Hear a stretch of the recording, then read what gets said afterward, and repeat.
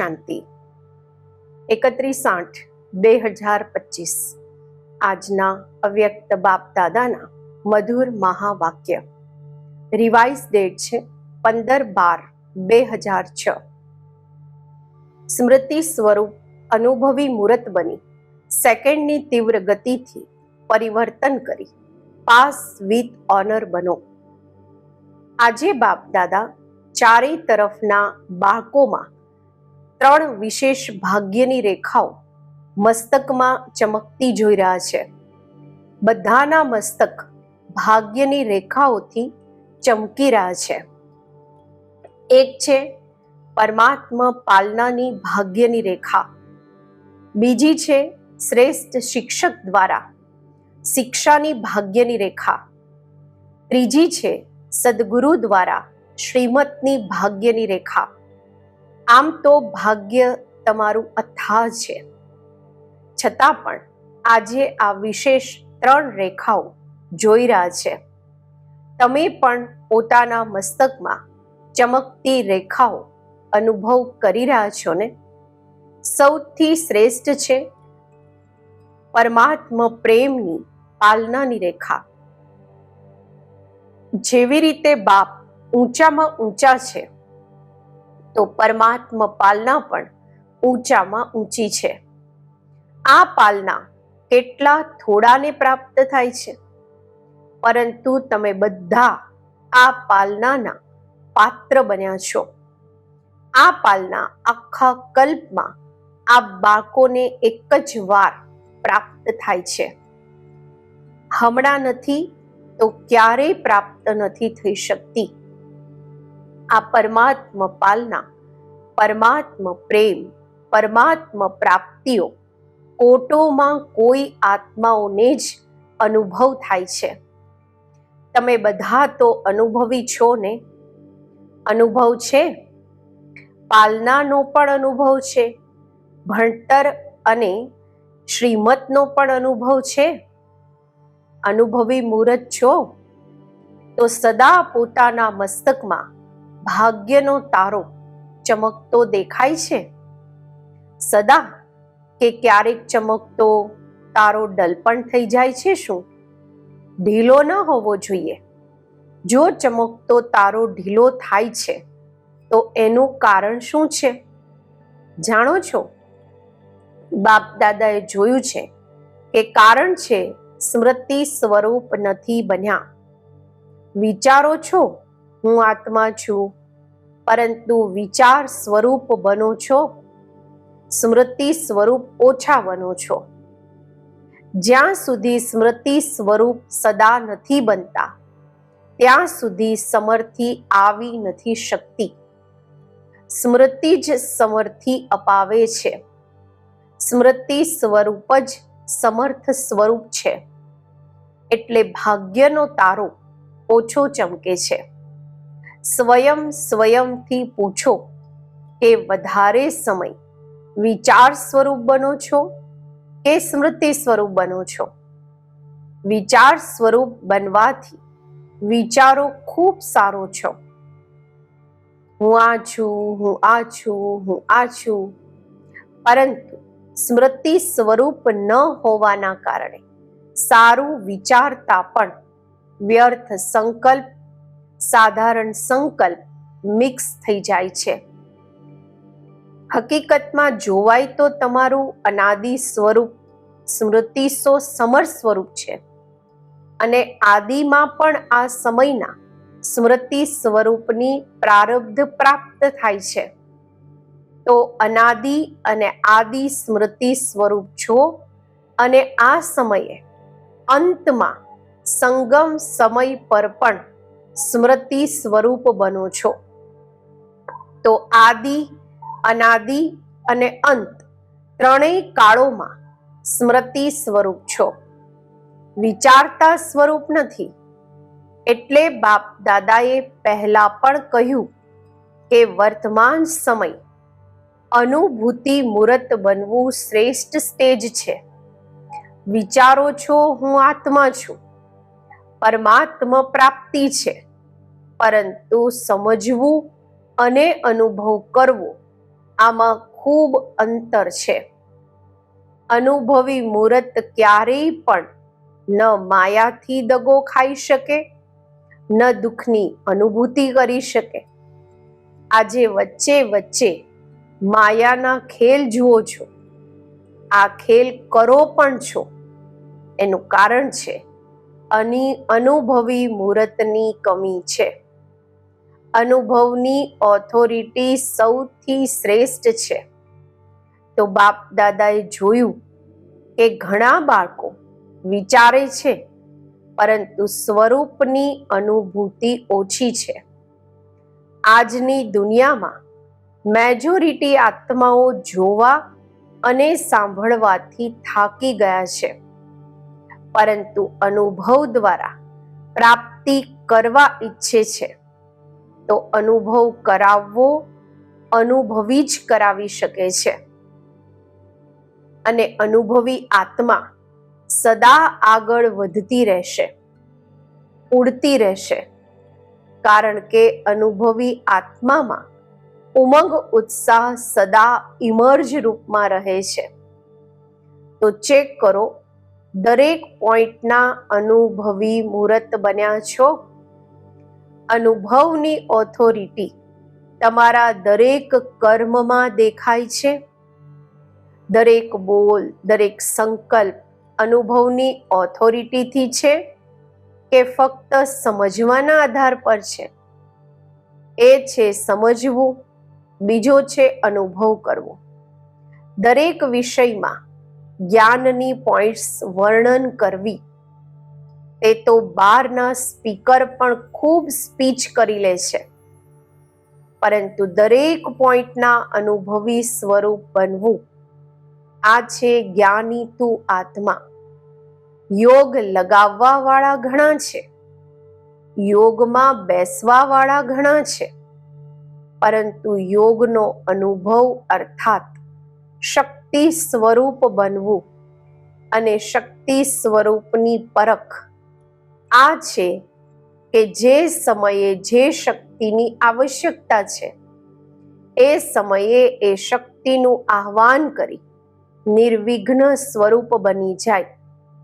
જો એક પણ શક્તિની કમી છે, વર્ણન છે પરંતુ સ્વરૂપ નથી, તો પણ સમય પર દગો ખાઈ શકો છો. જોઈએ સહન શક્તિ અને તમે યુઝ કરો સામનો કરવાની શક્તિ. તો યોગયુક્ત અનુભવી સ્વરૂપ નહીં કહીશું. ચારેય વિષયમાં સ્મૃતિ સ્વરૂપ કે અનુભવી સ્વરૂપની નિશાની શું હશે?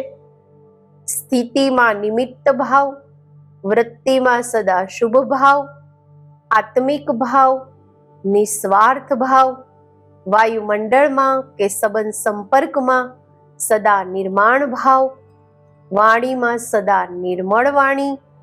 આ વિશેષ અનુભવી મૂર્તની દરેક સમયે નેચરલ નેચર હશે.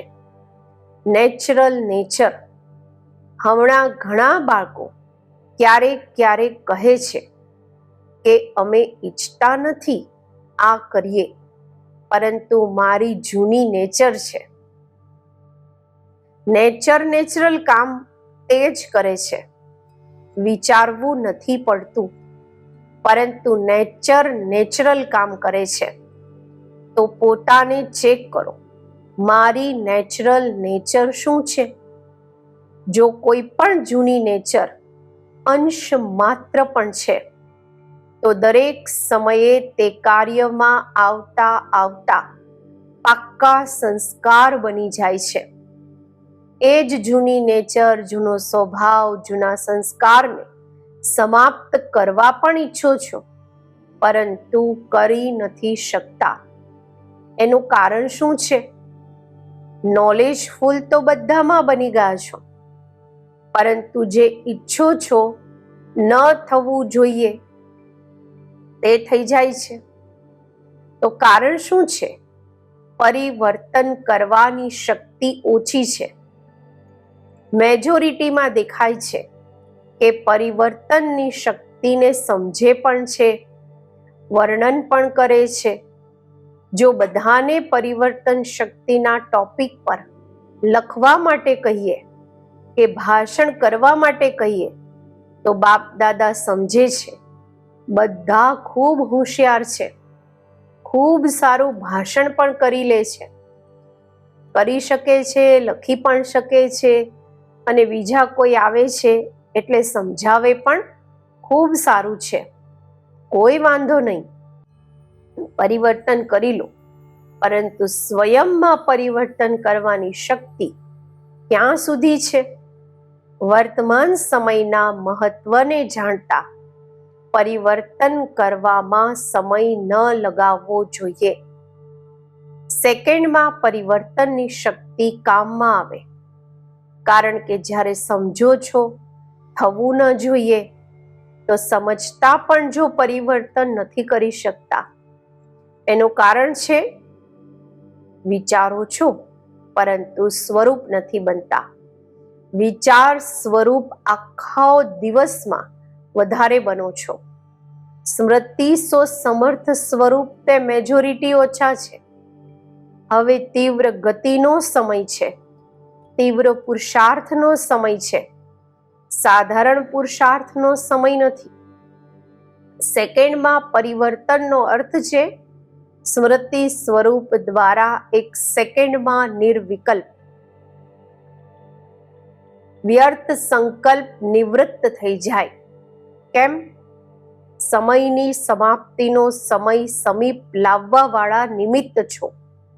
તો હમણાંના સમયના મહત્વ પ્રમાણે જ્યારે જાણો પણ છો કે દરેક કદમમાં પદમ સમાયેલા છે, તો વધારવાનું તો બુદ્ધિમાં રાખો છો, પરંતુ ગુમાવવાનું પણ બુદ્ધિમાં રાખો. જો કદમમાં પદમ બને પણ છે તો કદમમાં પદમ ગુમાવો પણ છો કે નહીં? તો હવે મિનિટની વાત પણ ગઈ. બીજાઓને માટે કહો છો 1 મિનિટ સાયલેન્સમાં રહો, પરંતુ આપ સર્વ માટે સેકન્ડની વાત હોવી જોઈએ. જેવી રીતે હા અને ના વિચારવામાં કેટલો સમય લાગે છે? સેકન્ડ. તો પરિવર્તન શક્તિ એટલી ફાસ્ટ જોઈએ. સમજ્યા? ઠીક છે? નથી ઠીક? ના ઠીકને બિંદી અને ઠીકને પ્રેક્ટિકલમાં લાવવાનું છે. હવે બિંદીના મહત્વને કાર્યમાં લગાવો. 3 બિંદીઓને તો જાણો છો ને, પરંતુ બિંદીને સમય પર કાર્યમાં લગાવો. જેવી રીતે સાયન્સ વાળા બધી વાતમાં તીવ્ર ગતિ કરી રહ્યા છે અને પરિવર્તનની શક્તિ પણ વધારે કાર્યમાં લગાવી રહ્યા છે, તો સાયલેન્સની શક્તિ વાળા હમણાં લક્ષ્ય રાખો. જો પરિવર્તન કરવું છે, નોલેજફુલ છો, તો હમણાં પાવરફુલ બનો. સેકન્ડની ગતિથી કરી રહ્યા છીએ, થઈ જશે, કરી લઈશું, નહીં. થઈ શકે છે કે મુશ્કેલ છે? કારણ કે લાસ્ટ સમયે સેકન્ડનું પેપર આવવાનું છે, મિનિટનું નહીં.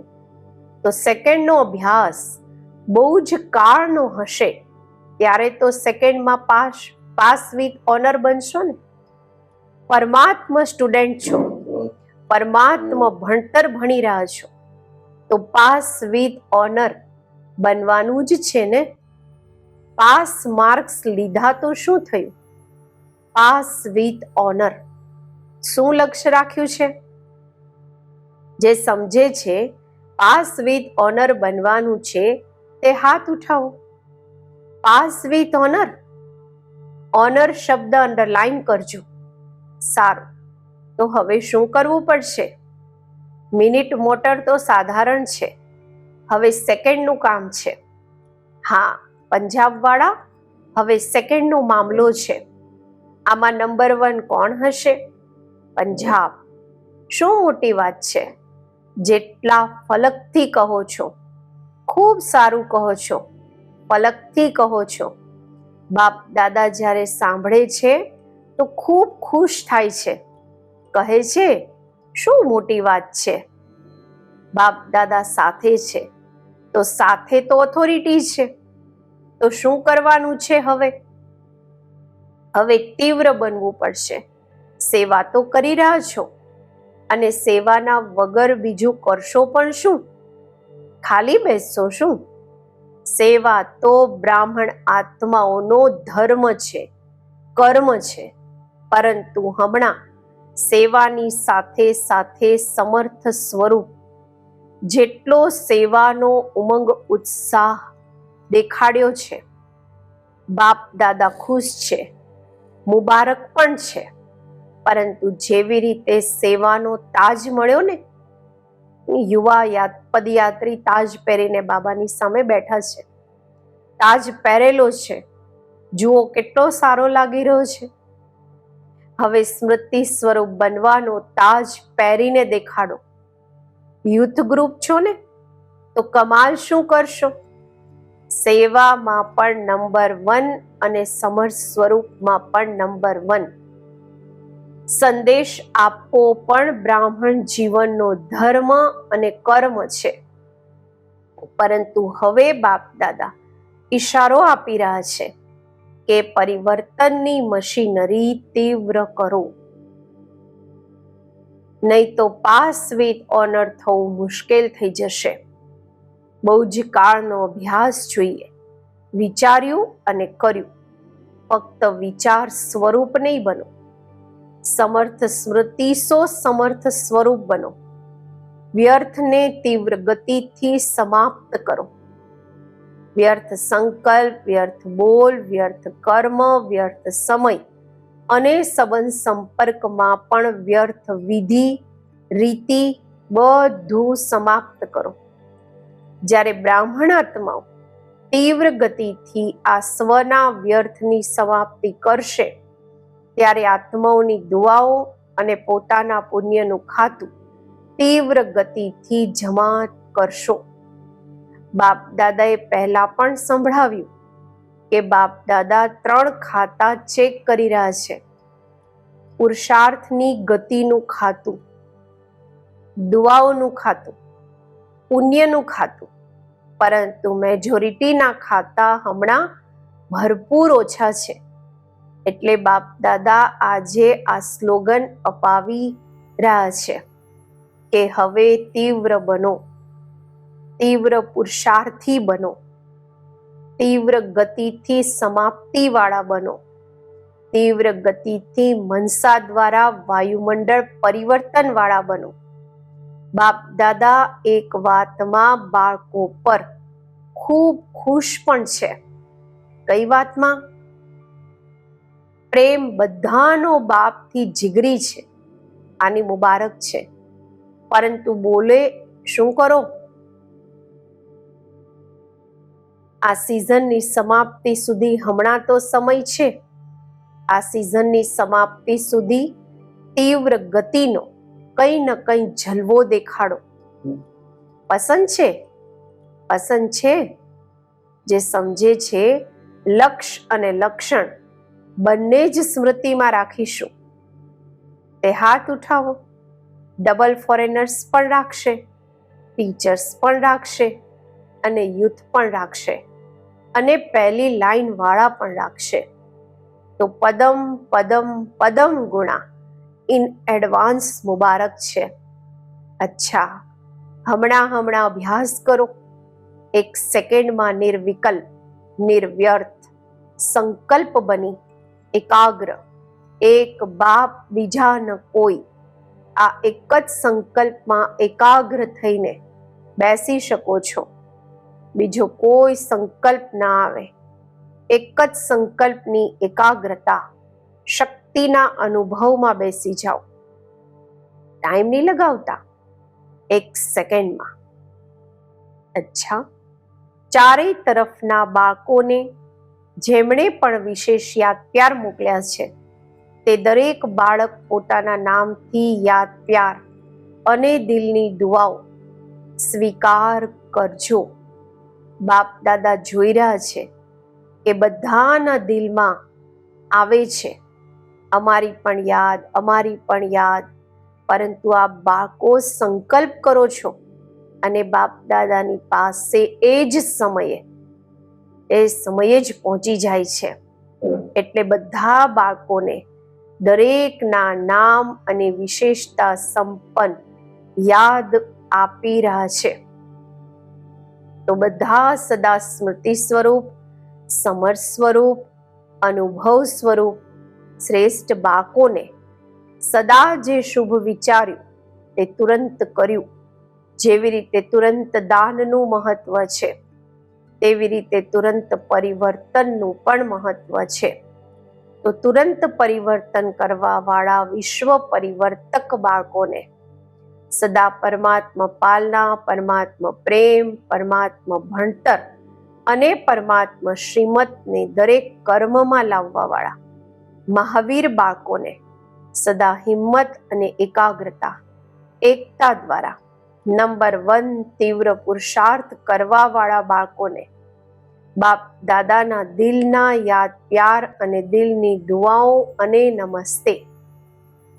દાદીઓ સાથે બાબાની મુલાકાત છે. બધા સારો પાર્ટ ભજવી રહ્યા છો. દરેકના પાર્ટને જોઈ ખુશ થાય છે. નાના નાના પણ સારો પાર્ટ ભજવી રહ્યા છે. એવું નથી સમજવાનું અમે તો નાના છીએ. નાના સુભાનલ્લાહ છે. શક્તિઓનો પોતાનો પાર્ટ છે, પાંડવોનો પોતાનો પાર્ટ છે. પાંડવ ન હોય તો પણ કામ નહીં ચાલે. શક્તિઓ નથી તો પણ કામ નહીં ચાલે. અને ભારતમાં ચતુર્ભુજનું યાદગાર છે. બીજા કોઈ પણ ધર્મમાં ચતુર્ભુજ નહીં દેખાડે, પરંતુ ભારતના યાદગારમાં ચતુર્ભુજનું મહત્વ છે. તો બંને સારો પાર્ટ ભજવી રહ્યા છો, પરંતુ હવે જલ્દી કરવાનું છે. બસ ક્યારેક ક્યારેક થોડા ઢીલા પડી જાઓ છો. હવે ઢીલા પડવાનો સમય નથી.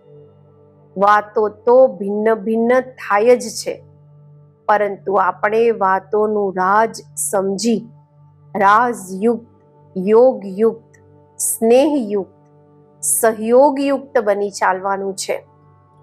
સારું છે ને? બાબાની સામે દાદાજી બેઠા છે. બાબાએ કહ્યું, ખૂબ સારું લાગે છે ને? જુઓ કેટલા આવ્યા છે. કેમ આવ્યા છે? આ બધા કેમ આવ્યા છે? તમને મળવા આવ્યા છે. બાપ દાદા સાથે મળવા આવ્યા છે, પરંતુ સાથે દાદીઓ નહીં હોય તો કહેશે ને મજા નથી આવતી. અને તમે બધા ના હો તો પણ મજા નથી આવતી. અચ્છા, આજનું બાબાનું વરદાન: સ્મૃતિની સ્વિચ ઓન દ્વારા સ્વ કલ્યાણ અને સર્વનું કલ્યાણ કરવા વાળા સિદ્ધિ સ્વરૂપ ભવ. સ્થિતિનો આધાર સ્મૃતિ છે. આ શક્તિશાળી સ્મૃતિ રહે કે હું બાપનો અને બાબા મારા. તો આ સ્મૃતિથી સ્વયંની સ્થિતિ શક્તિશાળી રહેશે અને બીજાઓને પણ શક્તિશાળી બનાવશો.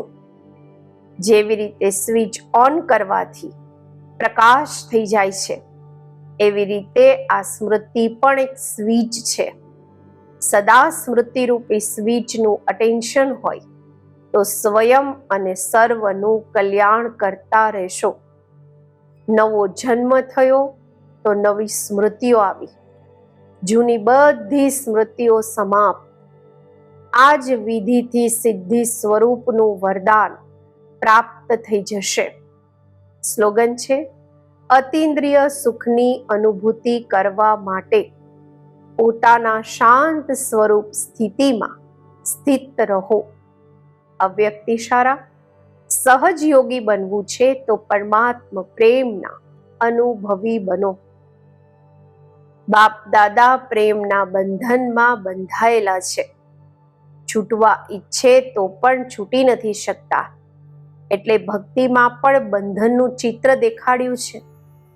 પ્રેક્ટિકલમાં પ્રેમના બંધન અવ્યક્ત હોવા છતાં પણ બંધાવવું પડે છે. વ્યક્તથી છોડાવ્યા છતાં પણ છૂટી નથી શકતા. આ પ્રેમની દોરી ખૂબ મજબૂત છે. એવા સ્વરૂપ બની એકબીજાને પ્રેમની દોરીઓમાં બાંધી સમીપ સંબંધની કે પોતાનાપણાની અનુભૂતિ કરાવો. ઓમ શાંતિ.